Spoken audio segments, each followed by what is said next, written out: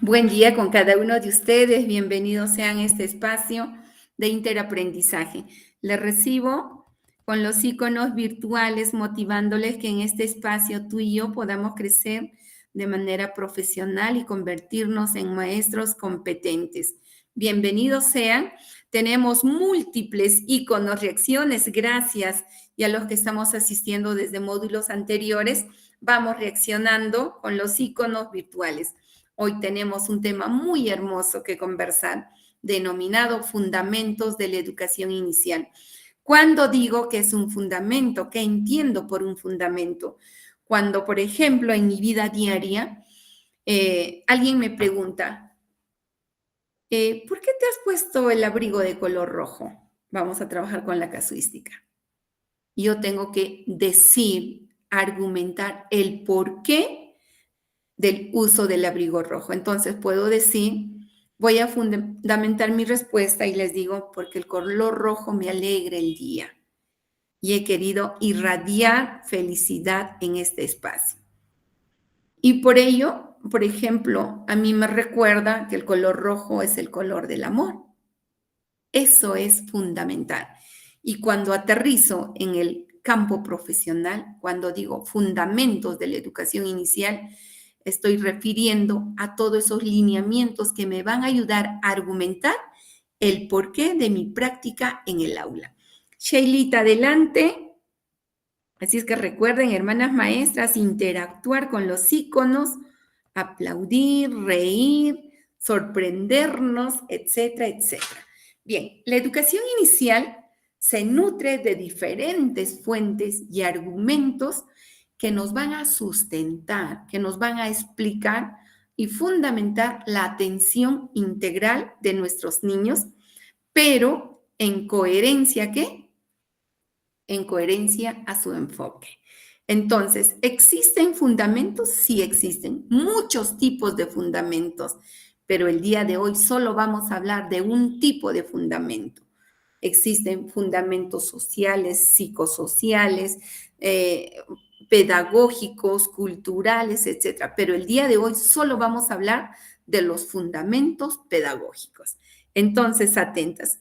Estos fundamentos pedagógicos nos hace ver desde una mirada general, holística, que es necesario retroceder al tiempo, remontarnos a aquellos paradigmas filosóficos que están orientando todo este proceso educativo en las últimas décadas. Desde ahí yo me voy dando cuenta que estos fundamentos tienen muchísimos años atrás.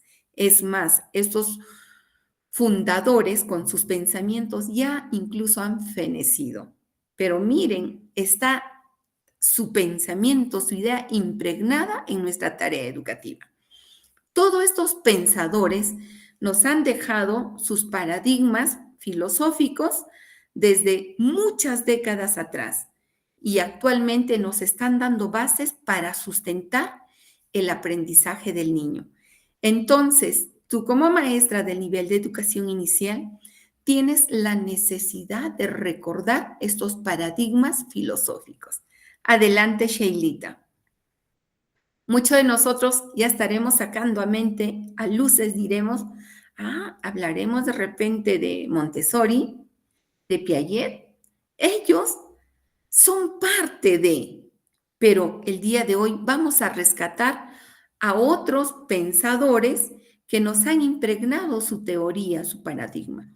Por ejemplo, tenemos a Federico Froebel. ¿Quién es Federico? ¿Quién fue?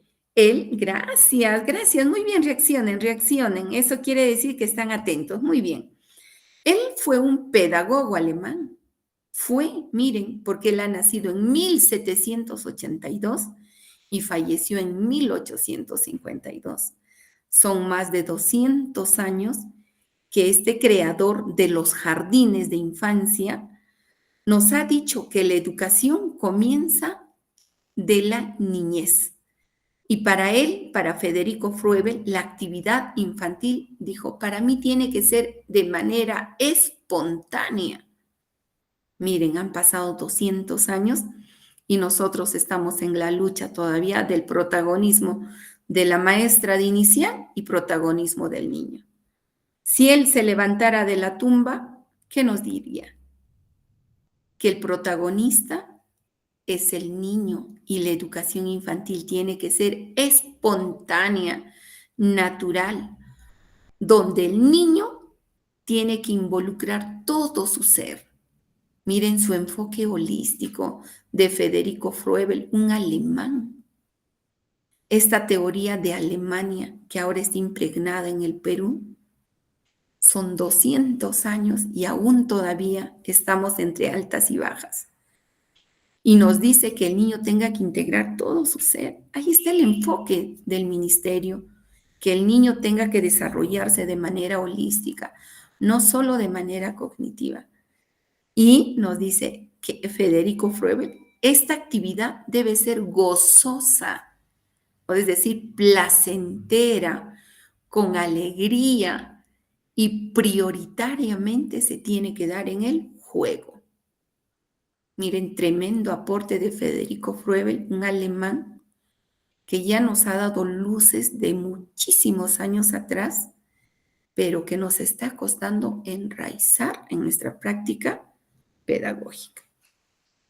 Entonces, Federico Froebel es conocido en los países de habla hispana, donde hablamos el español, como Federico Froebel, que fue un pedagogo alemán, creador de la educación preescolar o la educación infantil y del concepto del jardín de infancia.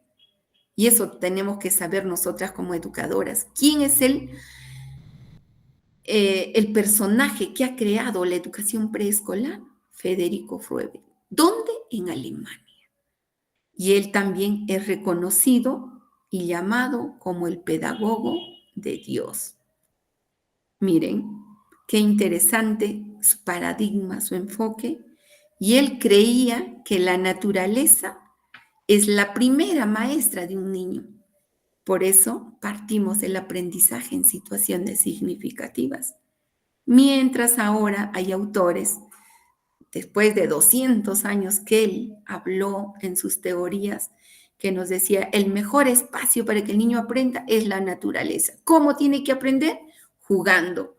¿De qué manera? Involucrando todo su ser a través de la exploración. Y Federico Froebel nos decía que el niño tiene que aprender basándose en las experiencias del mundo real. Por eso nace, pues, en la época de rutas del aprendizaje, educación en la vida para la vida. Años muchísimos atrás que esta teoría ya daba luces, ¿no? Entonces, para esto nos dice Federico Froebel que el niño tiene que comprender el mundo, tiene que emplear sus artes expresivas, su diseño, fomentar la exploración práctica del mundo real. ¿Qué quiere decir? Que el niño curiosee, manipule. Actualmente nuestros niños estarán teniendo esas oportunidades para reflexionar. ¿Cuánto de lo que expresó Federico Froebel, el alemán, el creador de la educación preescolar y del concepto del jardín de infancia, se estará cumpliendo en las aulas?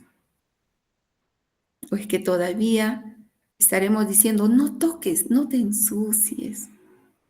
¿O es que el niño dirá, no, profesora, puedo jugar? Todavía estará pidiendo permiso, pero ¿puedo jugar? Cuando esta teoría nos dice que el niño tenga que aprender en la naturaleza, jugando con todos sus sentidos, explorando en el mundo real. Qué bonito para analizar. Sheilita, avanzamos, por favor.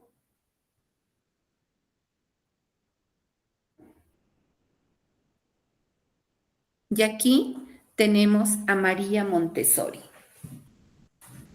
¿Quiénes la recuerdan?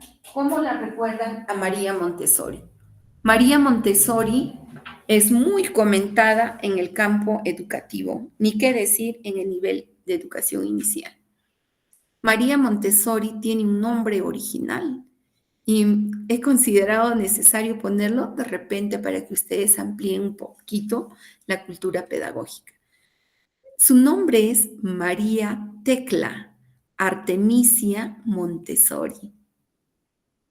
Ella ha sido pedagoga, o sea, ha tenido estudios en pedagogía, ha sido psiquiatra humana, humanista y también ha sido filósofa. Ella ha nacido en Italia. Miren, María Tecla Artemisia Montessori, gran pedagoga, gran psiquiatra, filósofa. Es bueno conocer sus estudios porque de acuerdo a lo que ella sabe, ella va a aportar en la educación o aportó, ¿no? Estamos hablando del pasado. Además, ella fue una activista feminista, sufragista y una ferviente católica, una mujer brillante, de mente brillante. Entonces, a sus 26 añitos, en el año 1896, también estamos hablando de buenos años, de 200 más o menos, se ha convertido en una de las primeras mujeres médicos en Italia. Miren, polifacética, multifacética, esta mujer admirable.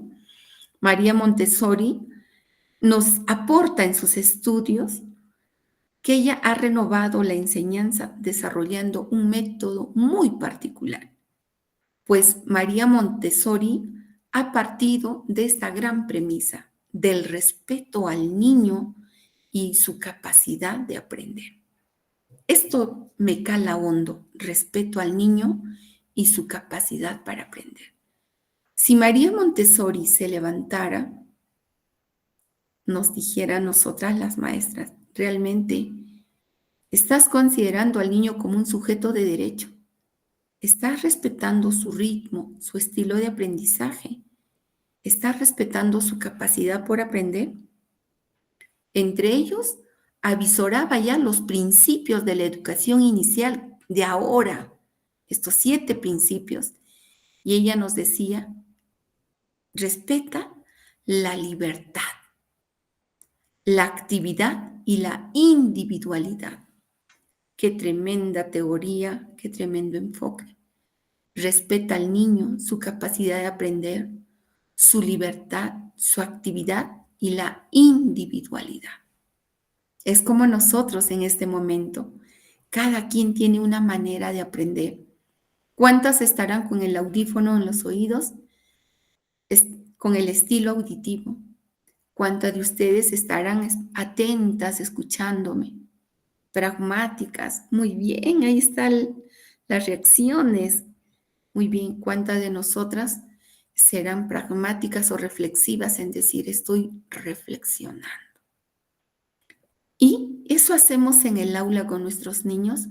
¿O pretendemos todavía darle la fotocopia? ¿O pretendemos decir, acá hay jabón y dibujen todos un árbol, todos una flor? ¿Dónde estará esa libertad? ¿Dónde estará el respeto a la capacidad de aprender? Y ella, en su teoría, en su enfoque, ha propuesto periodos sensitivos, por ejemplo, del orden, del uso de manos, el uso de lengua, marchas, interés de objetos diminutivos, el interés social. Esta mujer para mí es admirable porque pedía, exhortaba que nosotras las maestras trabajemos en respuesta a las características del ambiente como interés supremo al niño y a la niña. Ella fue la que ha creado la primera casa de los bambinos, y en Italia bambino quiere decir niño. Eran los primeros infantes que iban a su guardería. Ella ha creado la primera casa de los bambinos con su mobiliario tal cual se merecían los niños, acorde a qué? A las características de sus niños y los materiales sensoriales, académicos, artísticos, culturales, actualmente se están utilizando en la mayoría de las instituciones educativas. Pero ¿cómo es un aula Montessori? Para empezar, el aula Montessori no pinta los muebles de colores. Todo es en color de madera de color natural. Ella, como gran médico, psiquiatra, pedagoga, analizaba las características y pensaría, me imagino, y diría, si yo pinto los muebles de colores, voy a generar movimiento, activismo en el aula. No, entonces mejor organizo un aula con maderas o muebles de madera de color natural. Ha llevado materiales sensorio. ¿Qué quiere decir? Materiales con sonido, con texturas, para que los niños puedan explorar empleando todo su ser. ¿Coincide o no coincide con Federico Froebel, con el alemán? Sí coincide, hermanas maestras. Una italiana mira con un alemán y en su enfoque van parecidos porque para Federico Froebel decía que aprenda de manera espontánea, natural, empleando todo su cuerpo. Y ella también, esta italiana, María Montessori, hace lo mismo. Dice que el niño aprenda en su contexto, con sus características. Y mira, hay una similitud en el fundamento pedagógico del actual CENEP. Avanzamos, Sheilita. Y por favor, dígame si me estoy dejando entender o estoy empleando un lenguaje muy... Sí, excelente. Gracias. Muy bien. Qué bueno. Igual si no, no me dejo entender, estoy empleando palabras técnicas, me dicen Rocío, baja o sube. Bien. También tenemos aquí a Ovidio de Crowley. Ovidio de Crowley, o también le llaman Ovide de Crowley, él también es otro personaje insigne que aporta los fundamentos pedagógicos. Él nació en 1871 y falleció en 1932. Es mucho más joven que Federico Froebel, que Montessori, ¿no? Pero estos pensadores coinciden y gracias a ellos es que nace pues el CENEP, el programa curricular. Claro, no al 100%, sino rescatan sus aportes. Entonces, de Crowley, Ovidio de Crowley propone la creación de los centros de interés. Antes hablábamos un centro de interés y nos dice en el que se debe desenvolver la actividad del niño. Y este postulado de la educación se debe dar, dice, para preparar al niño para la vida. ¿Coincide con Froebel, con Montessori? Sí. También está diciendo, yo estoy de acuerdo que al niño se le eduque y se le prepare para la vida. Por eso él nos ha planteado que la escuela debe ser trasladada al campo. ¿Con quién tiene semejanza o similitud? Con Montessori. Montessori que dice, hay que enseñar al niño, a la niña en el contexto, con materiales de características pertinentes. Y aquí Ovidio de Crowley nos dice que al niño hay que educar y trasladar la escuela al campo, en la búsqueda del contacto con la naturaleza. Miren, ¿cuántos de nosotros ahora en el mes de septiembre, de la primavera, todavía estamos cogiendo contenidos como pretexto para desarrollar competencias? ¿Cuántos todavía estamos llevando silueta de plantas, de flores al aula? ¿Y cuántos estamos sumergiendo al niño a la naturaleza? ¿Cuántos tenemos instalados los biohuertos como espacios de aprendizaje? Los que estamos trabajando áreas verdes y en ese área verde el niño está desarrollando competencia, estás haciendo relucir el fundamento pedagógico de Ovidio de Crowley. Es que de aquí, de él, nace esa idea de que surjan los talleres como los huertos, las granjas. Y en Lima hay un jardín reconocido a nivel nacional donde los niños hacen matemáticas en la crianza de aves. Cuentan cuántos huevos puso la gallina, cuántas gallinas hay, cuántas gallinas vendieron, tienen sus biohuertos gigantes, no recuerdo exactamente el nombre del jardín, pero es un jardín que evidencia la teoría de Ovidio de Crowley.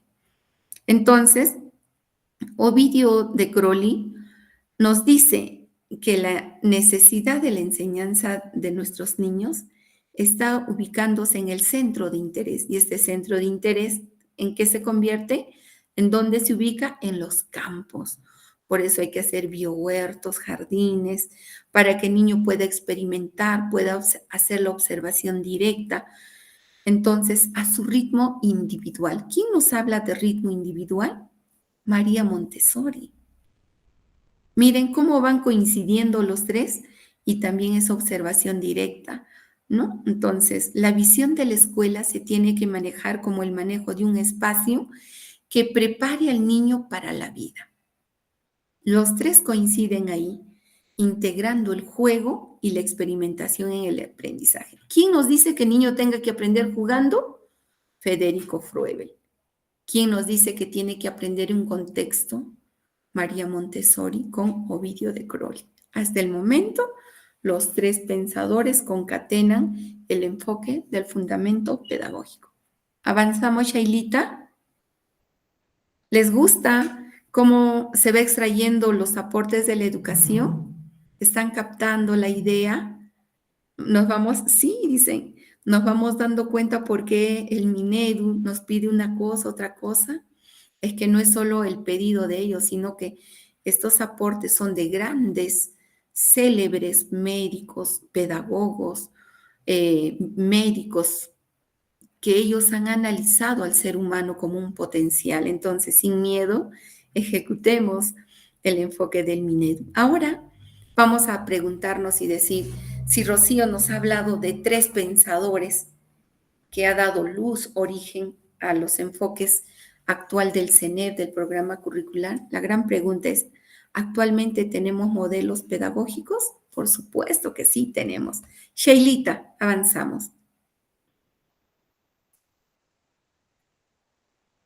Espero les guste este espacio porque si tú entiendes qué es lo que pedían los pensadores, vas a poder ejecutar bien. Ay, te corazoncitos, a mí también me gusta, a mí me encanta, la verdad, compartir estos temas porque me invitan a razonar, a analizar hasta qué punto estoy respetando al niño o estoy vulnerando. Y aquí tenemos un pensador actual y es más joven que los anteriores. Freinet, Celestín Freinet, él también fue maestro, pedagogo francés. Si nos damos cuenta, estos pensadores no son peruanos, no son latinos, ¿no? Son europeos. ¿Y por qué? Muchos vamos a decir si Europa es un país primermundista y Perú es tercermundista. ¿Por qué? Porque el ideal es alcanzar esto, pero para ello el Estado tiene que invertir económicamente. Actualmente creo que en el Estado estamos con el 2.9 del PBI, por ciento del PBI, mientras en Alemania, en Europa están pues sobre los 8, 10%, pero son luces que nos han guiado. Lamentablemente, todos estos pensadores frente a su realidad, quizás en su momento haya sido de gran aporte porque hay sustento económico, pero no es una limitante también para nosotros países tercermundistas. Entonces, Celandine Freinet, como maestro y pedagogo francés, François, él nace en 1896 y fallece en 1966. Él hace un gran aporte, principalmente nos habla de la asamblea. Entérense por qué hacemos la estrategia de la asamblea temprano en Media Luna. Él es el que ha propiciado la asamblea como una estrategia para desarrollar el lenguaje oral, el dibujo libre como estrategia de expresión personal, los talleres que permiten entrar en contacto con los elementos de la vida real, como el barro, la pintura, la madera y otros elementos.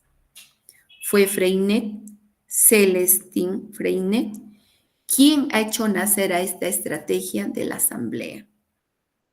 ¿Cuántas de ustedes, hermanas maestras que están en esta sala virtual, están trabajando la asamblea con sus niños? Hagan a ver una reacción. Luzmila, ¿quién más? Jenny, Luz, Jenny, están trabajando la asamblea. Bien, ahora hago la repregunta. Carmen, hago la repregunta. ¿Cuántos de ustedes en la asamblea están terminando en que el niño pueda expresar su dibujo libre después de su asamblea?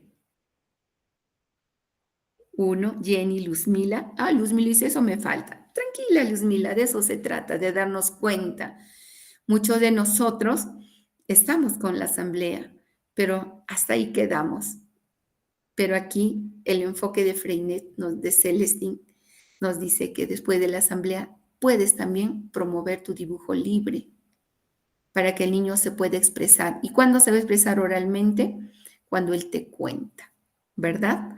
Y también cuántos de nosotros estamos trabajando los talleres empleando barro, pintura, arenillas y otros materiales para decir que Celestine Freinet descanse en paz, ¿sabes?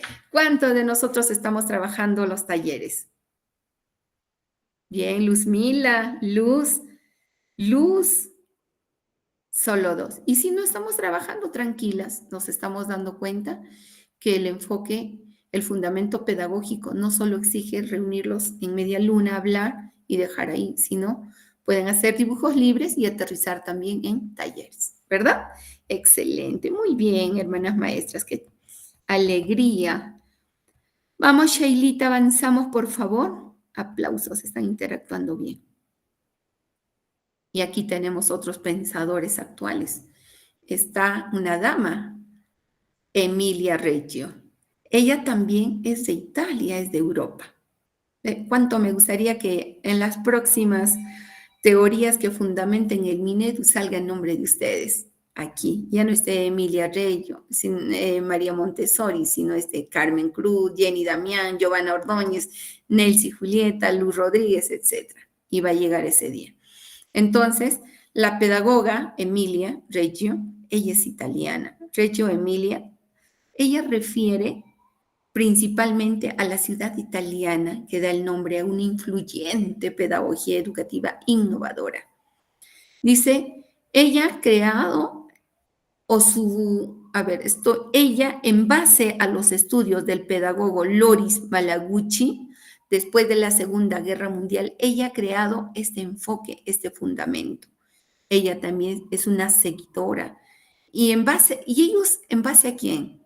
Y ahí tenemos pues otros antecesores desde los primeros filósofos, luego están los teóricos constructivistas, etcétera, ¿no?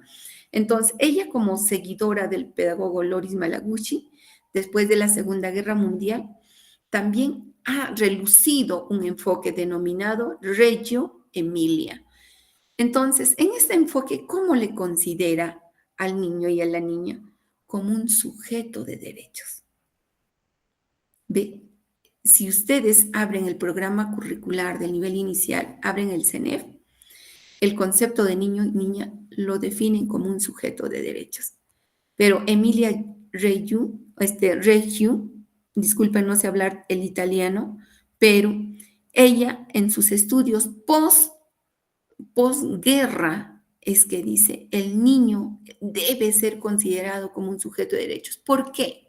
¿Por qué tocamos el término de guerra? Porque posiblemente en la guerra hayan perdido la vida quienes, muchísimas niños y niñas, seres indefensos, no los han respetado. Es que era guerra.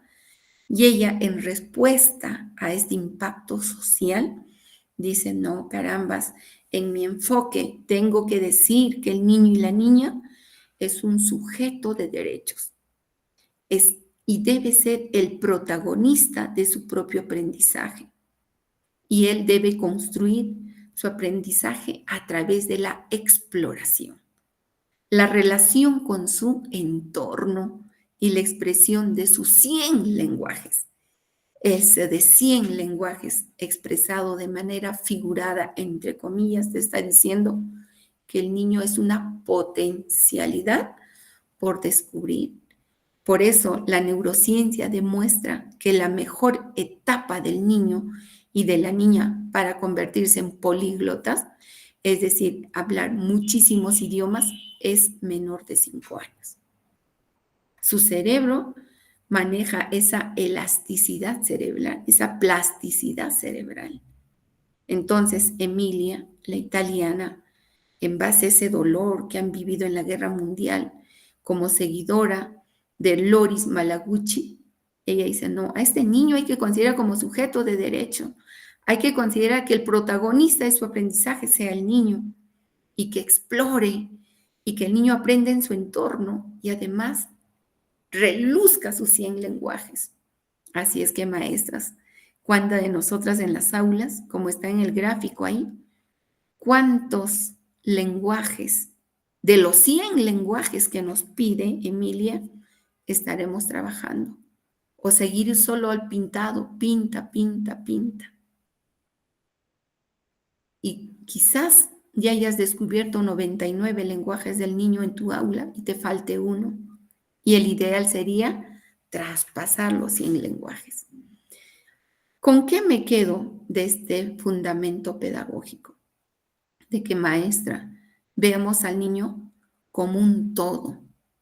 No mecanicemos, no roboticemos en darle fotocopias, fotocopias y fotocopias. Ya no más daño a las criaturas. Tenemos que erradicar las famosas fotocopias. Por eso los cuadernos de trabajo del ministerio, cuando dotan, nos dan hojas libres, ya no vienen con consignas, nos plantean sugerencias y actividades. Entonces, Emilia Reggio nos pide transgredir, nos pide romper ese esquema de los 100 lenguajes. El reto está en nosotros. Sheilita, avanzamos. Ella coincide con María Montessori, con Federico Froebel, ¿verdad? Y aquí Emilia Reggio les dice que el niño está potencialmente preparado. Esa gran pedagoga no es una profesional que no se ha perfilado, es una gran pedagoga. Dice que el niño está potencialmente preparado, que el niño es curioso, que es interesado para construir su aprendizaje, que puedes usar el ambiente. ¿Quién nos dice eso? Celestine también nos dice que sí, en el ambiente, en el contexto, que el niño aprende en esa interacción social. Entonces, desde un punto de vista metodológico, el niño puede ser y puede lograr su desarrollo del intelecto a través de esa expresión simbólica. Cuando el niño explora el ambiente, cuando utiliza 1000 lenguajes, o sea, no solo el pintado. Recordemos, tenemos miles de técnicas de gráfico plásticos. Que el niño pueda usar en esos 1000 lenguajes la palabra, que pueda usar el movimiento, que pueda usar el dibujo, la pintura, la construcción, el teatro de sombras, el drama, la música, la escultura. En base a este enfoque pedagógico de Emilia Reggio, es que en nuestra organización del tiempo nos piden trabajar talleres semanales, no es mensuales. ¿Qué quiere decir? Que si son niños de 3 años, mínimamente 3 talleres a la semana de psicomotricidad. Y aquí está lo que nos dice que en sus 100 lenguajes está el movimiento. Nos pide trabajar, por ejemplo, el mini chef, nos pide talleres de pintura, de teatro, de música. ¿Cuántos de nosotros no hacemos nada de ello? ¿Y cuántos estamos ejecutando? Estamos en la fase de reflexión.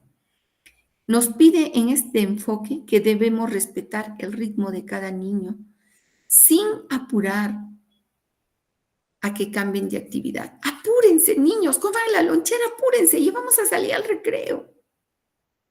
Los niños, apúrense. El taller, aceleren, que mamá ya nos va a esperar.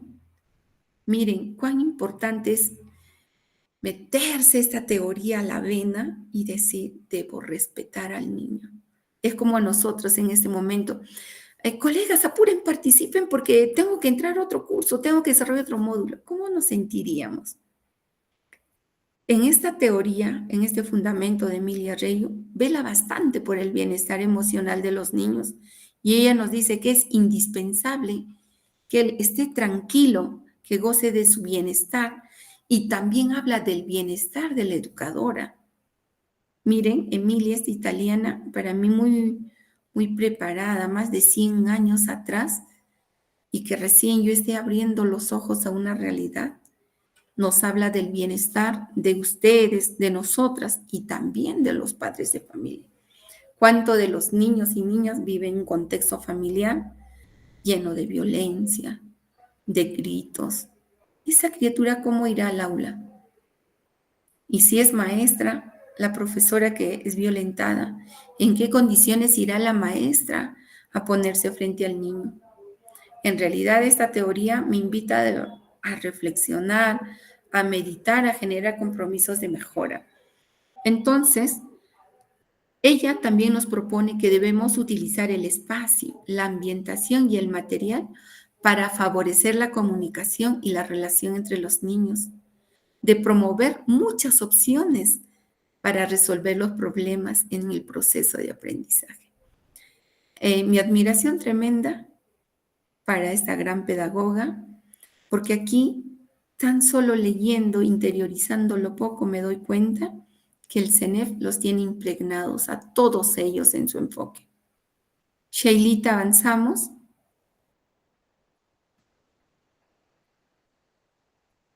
Y a mí sí me encanta hablar de esos pedagogos, psiquiatras que aportan enormemente.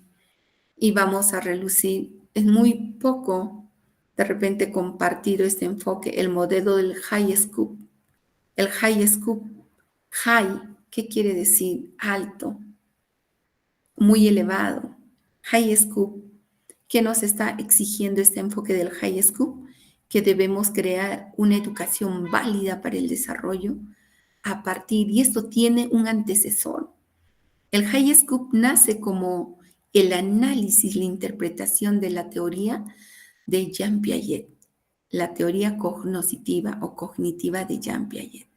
Entonces, el modelo high scoop parte pues de la teoría formulada ¿por quién? Por Jean Piaget. Jean Piaget fue un psicopedagogo que él ha experimentado con sus propios hijos y él ha sacado los estadios, el sensorio motor, el preoperacional de operaciones concretas, operaciones formales, el sensorio motor que va de 0 a 2 años, operaciones preoperacional de 2 a menores de 7 años.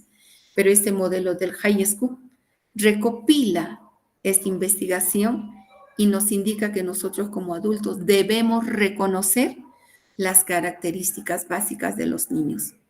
Y en base a este modelo del High School es que se elabora este instrumento curricular denominado el marco del buen desempeño docente, y donde está organizado en los 4 dominios.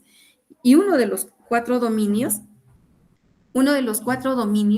nos pide a nosotros que para planificar, conducir la planificación, debemos conocer las características de nuestros niños, de nuestras niñas, de los contextos. Y el High Scoop, como modelo, como corriente de un fundamento pedagógico, nos propone generar experiencias claves. ¿Para qué? Para desarrollar la parte cognitiva del niño a través de un aprendizaje activo, de un lenguaje, de una experimentación, de una representación, de una seriación del número, relaciones. Tiene que ver tremendamente con el enfoque de Jean Piaget, la teoría cognoscitiva. Entonces, considerar experiencias claves también con las familias. Por eso que debemos jalar a las familias a las aulas, y eso sería también motivo para formular un proyecto de innovación. Entonces, hermanas maestras, me resulta muy valiosa la información de estos psicopedagogos que van sustentando la teoría actual. Avanzamos, Shailita. ¿Cuánto de nosotros desconoceríamos por qué nos piden trabajar situaciones, por qué nos piden planificar con carácter? Ahí está el fundamento teórico, pedagógico. Y aquí el High School, como seguidores de Jean Piaget, tiene un reto, es que se promueva el juego autónomo en los niños. Este enfoque pedagógico es activo para la educación infantil y se basa y tiene un principio en que los niños deben aprender mejor explorando y construyendo su propio conocimiento a través del ¿qué? Del juego y trabajo autónomo.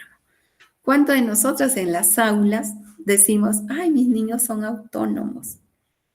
Y luego decimos, Pedrito o Pedro, por favor, ayúdame a repartir los materiales. ven, toma, acá está crayola, reparte, ven, toma, aquí están las hojas, reparte.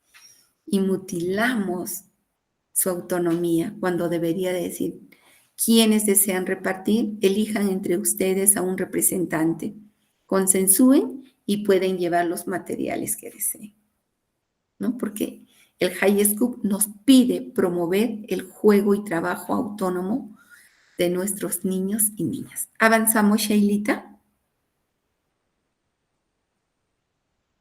¿Les está gustando estos aportes, fundamentos pedagógicos? ¿Estamos captando? Sí, dice. Excelente, a mí también me encanta, de verdad. Es uno de mis platos favoritos, leer, analizar estos enfoques para comprender la práctica docente y evitar, pues, vulnerar los derechos de nuestros niños y coadyuvar a la calidad de la educación o una educación de calidad. Este High Scoop es un enfoque educativo de la primera infancia que promueve el aprendizaje activo y participativo de nuestros niños, donde el protagonista de su propia educación va a ser el mismo niño o niña. Nos pide aquí en el High Scoop que los niños aprendan mejor, para ello tienen que involucrarse de manera activa con experiencias prácticas. Por ello nos pide que formulen sus propios planes, que lleven a cabo los proyectos. Por eso planificamos los proyectos en las aulas. Por eso hacemos la preplanificación. ¿Qué te gustaría hacer? ¿Cómo te gustaría hacer? ¿Con quiénes? ¿Qué necesitas? Etcétera. Tiene que ver mucho con el modelo del High School. Entonces, también nos habla acá que se debe ejecutar los proyectos, evaluando también los resultados, pero con el apoyo de los adultos. Aquí entras tú, entro yo como mediador y también pueden entrar los aliados estratégicos.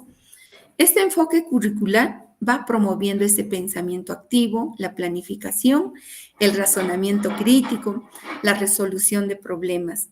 Se recuerdan que ahora los monitoreos ya hace 5 o 6 años atrás se va aplicando la ficha de observación en el aula.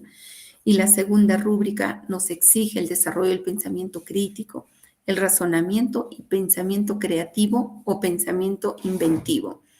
¿En base a qué? A esta corriente del High School.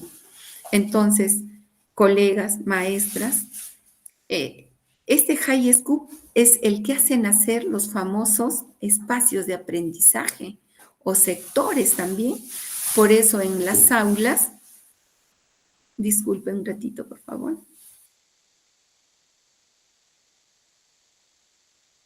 Por eso en las aulas nosotros vamos organizando los espacios. Tenemos espacio de construcción, tenemos mi hogar o la casita, el espacio de artes, el espacio de juegos tranquilos, etc.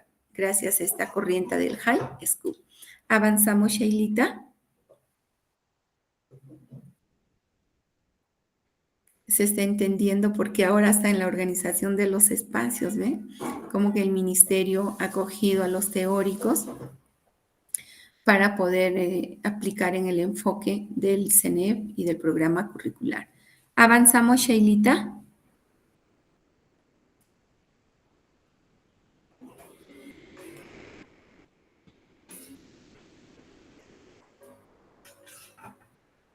Ok.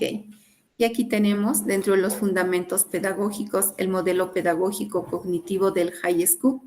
Quien es su fundador es David Waker. Él también tiene su enfoque y nos habla de las rutinas estructuradas y nos habla de la planificación, de la acción y revisión. Y en base a esto es que van surgiendo las actividades de aprendizaje. Esto se va organizando en el aula en las distintas áreas de interés. Y tenemos una guía, un módulo denominado Juegos Tranquilos, es de pasta blanca del Ministerio de Educación. Como David Caber, él nos va hablando que para el juego se debe planificar, luego se tiene que accionar y luego revisar. Pero en esta guía blanca ya nos habla de los 6 procesos de la secuencia metodológica. A ver, vamos a recordar. Uno es la planificación, ¿verdad? Donde se da la asamblea, las normas de convivencia, todo. Luego de eso, ¿qué viene? Aquí me recuerda la organización. ¿Dónde jugaremos? ¿Con quién jugaremos? ¿Verdad? Luego de ello que viene el juego. Entonces, los dos primeros, planificación y organización, están acá dentro de la fase de planificación que nos refiere el autor David. Y en la fase de la acción viene el juego propiamente dicho. Luego que viene del juego, el orden. Luego que viene, en la fase de la revisión estaría la socialización y la representación. Miren que esta guía del Ministerio de Educación de juego libre en los sectores tiene que ver mucho con el modelo pedagógico cognitivo High School. Entonces, hablar del desarrollo del pensamiento crítico, de la resolución de problemas, también no es un enfoque que recién ha nacido más de 100 años. ¿Avanzamos, Shailita?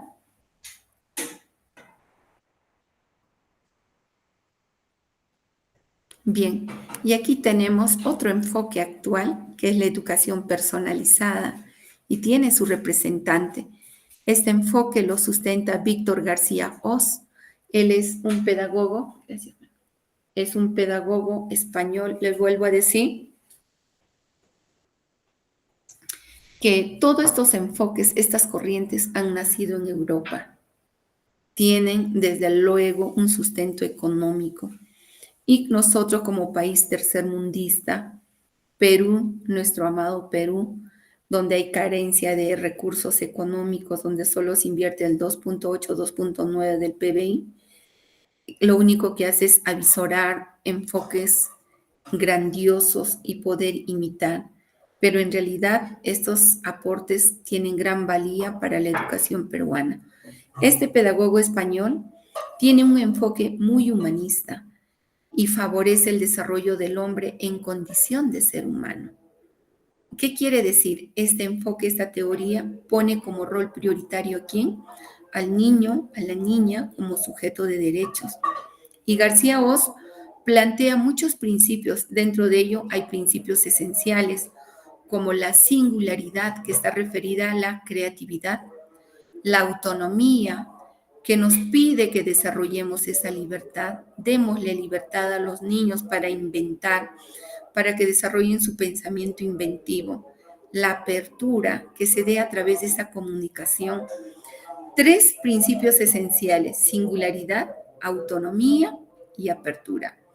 Este enfoque de Víctor García Oz nos pide que nosotros estimulemos al niño, a la niña, para que ellos vayan desarrollando su capacidad, para que puedan dirigir su vida considerando el bien común. En base a ese enfoque de la educación personalizada es que va surgiendo a ver quién recuerda, la competencia de personal social que nos pide lograr el bien común. Empieza con convive. ¿Quién recuerda?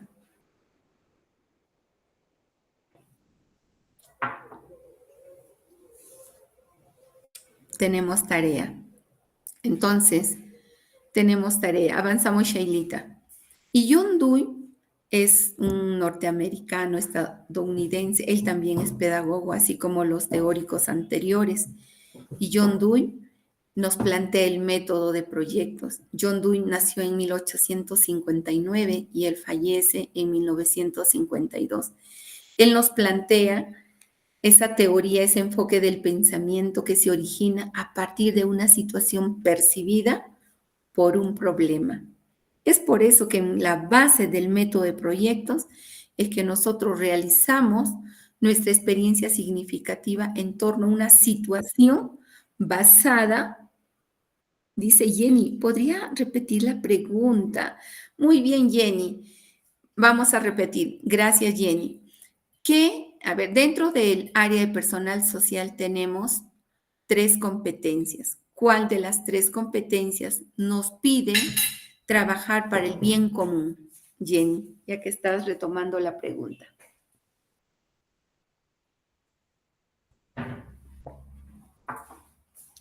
Jenny, ¿puedes activar tu micrófono? ¿Cuál de las competencias nos exhorta al bien común? Convive y regula, misita. Ya, dilo completo el nombre de la competencia. De Y si personal social, ¿no, misita? uno es construye su identidad, el otro Ajá, es convive. convive y regula. Ay, no me acuerdo. Ya, si no te recuerdas, tenemos tiempo todavía, 10 minutos, luego lo Sí, escribes en el chat. De eso se ya, trata, Jenny, ya, misita. de darnos cuenta hasta cuánto conocemos y cuánto nos falta conocer. Entonces les decía que el método de John Dewey, el método de proyectos, nos dice que para que el niño aprenda tiene que surgir de un problema. Por eso cuando trabajamos nuestra planificación en el aula, dice reto o desafío. El reto o desafío responde al enfoque de John Dewey. Él dice que el niño aprende cuando tú le planteas un problema. Y él señala que la importancia del interés, o sea, la motivación intrínseca del propio niño, le va a servir para que él se comprometa a qué? En participar en estos procesos mentales. Es como decir en este momento, si tú manifiestas el interés, tienes esa motivación por aprender, en el caso de Jenny que participó, ¿no? Ahorita, por ejemplo, estar agarrando el programa curricular dirá, ¿cuál es la otra competencia? ¿Lo sea medias o estoy bien? A ver. Entonces, si ella tiene esa motivación intrínseca, se compromete, entonces ella va a poder, ¿qué cosa? Elaborar un proceso mental en sí, va a reajustar su información y va a dar a conocer el nombre adecuado de la competencia. Entonces, John Dewey también es un sucesor de Kilpatrick en 1918.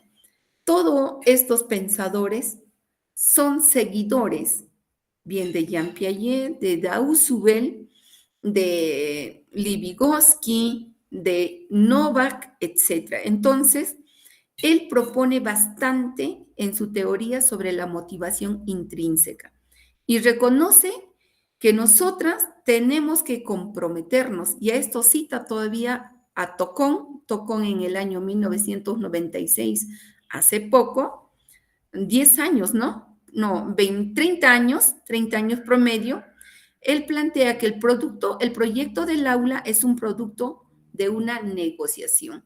Es por eso que cuando planificamos, agarramos el papelote, escribimos, ¿qué haremos? Si encuentran por ahí, por ejemplo, mira un grillo, el grillo está saltando y todos los niños dicen, a ver, pobrecito, a su patito se enganchan y generan. Ahí está Carmen Cruz, convive y participa democráticamente en la búsqueda del bien. Muy bien, de eso se trata, excelente, muy bien, felicitaciones. Entonces, les decía que nosotros tenemos que negociar con las preguntas qué haremos, cómo haremos, qué averiguaremos del grillo, con qué y dónde averiguaremos sobre el grillo, etc. Entonces, la teoría de John Dewey, que es el método de proyectos, aún está vivo, está tomando poder en las aulas. Avanzamos, Sheilita.